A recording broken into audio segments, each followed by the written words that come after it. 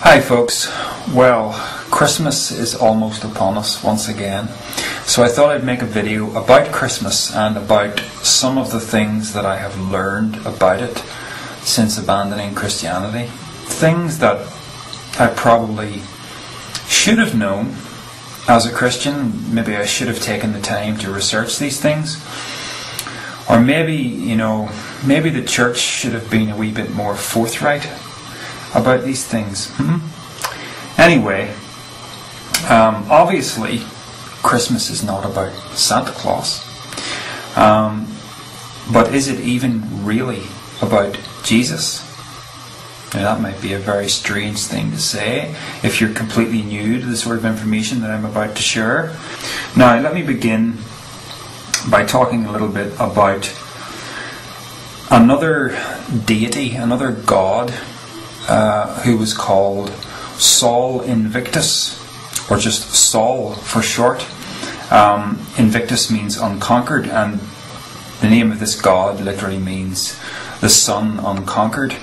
Now, this was a god who was worshipped in Rome in the early part of the first millennium, and he was a god of one of many gods who was around when Roman Emperor Constantine converted to Christianity. The word Sol, of course, is where we get our word for our sun, which is Sol, and where we get the term solar, as in the solar system.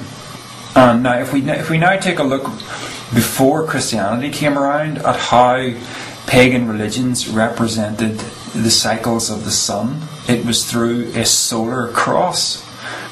There it is, with the sun in the centre, and the cross is representative of the equinoxes and solstices, the solar cross.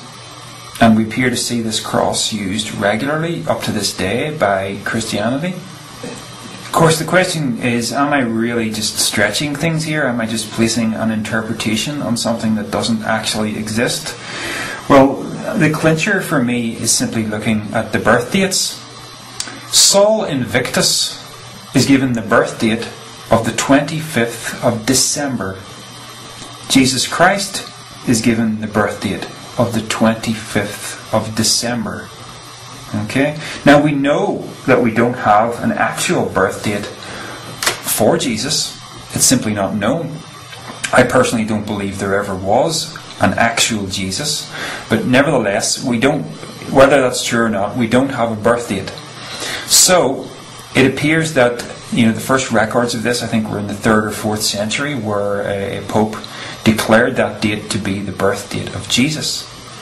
Now, that can't have been a coincidence, so you have Sol Invictus with exactly the same birth date, and you can also look at other pre-Christian deities, sun gods, who again have the birth date of the 25th of December.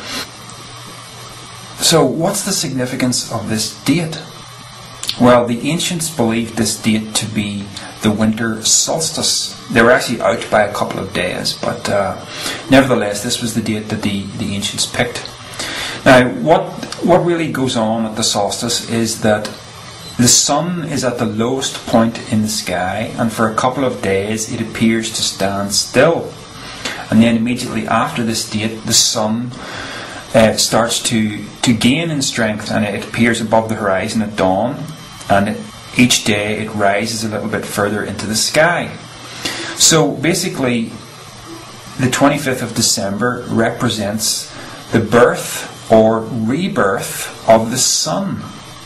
S-U-N, not S-O-N, right? That's the significance of the date, and it's something that ancient people were aware of, which is why you see this date cropping up again and again. So it is simply not a coincidence that this was chosen by the church as the birth date for Jesus. So two things are possible, in my mind at least. One is that the church picked this date as the birthday of Christ and represented him in this fashion so that it would be much easier to convert the pagan masses.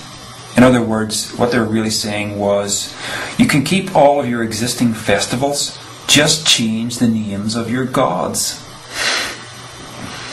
Now that doesn't represent a very deep form of conversion to Christianity, does it? And yet this is the way they went about it, apparently. The deeper meaning is that all along, Jesus was nothing more than a sun god. Yet another retelling of the same pre-Christian myth. I haven't fully made my mind up which is which, but I just thought I would share this information since Christmas is just around the corner, and just to remind you,